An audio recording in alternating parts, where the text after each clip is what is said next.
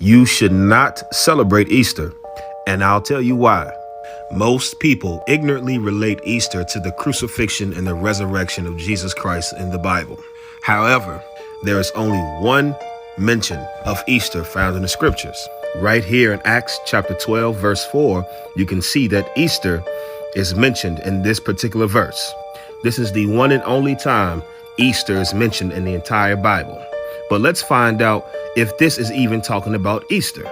When you go to the original translation of the word, it's in Greek, and that word is Pascha. There's also a reference number right here that you can relate this to in the concordance. That number is 3957. This is the Strong's Concordance. And let's go to 3957. Right, same word, Pascha. And that word means Passover, not Easter, but Passover. It was wrongly translated as Easter, but that word means Passover. What is the Passover, you might ask? In short, the Passover is the first of all the annual feasts. It's held at the beginning of the year, and it commemorates the children of Israel, the Israelites being brought out of captivity in the land of Egypt when the Lord sent destruction to our enemies, but he passed over the children of Israel. The way the children of Israel observed and kept the Passover was by coming together and eating lamb, unleavened bread, and drinking wine. When you read about the Last Supper, when Christ sat down with his disciples for the last time before he was crucified, this is what Christ was celebrating and observing. The Passover, not Easter. Also, I posted this picture.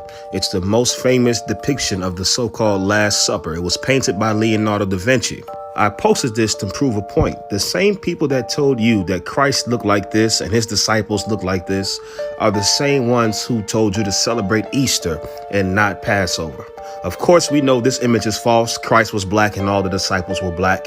So instead of eating unleavened bread and drinking wine, if you grew up in a Christian church, you are familiar with this right here. This is how you have communion. Communion is a bastardization of the Last Supper. It's a bastardization of the Passover. If you're a Catholic, it will look like this. So let's get back to Easter. Easter has nothing to do with Christ, and it's not biblical.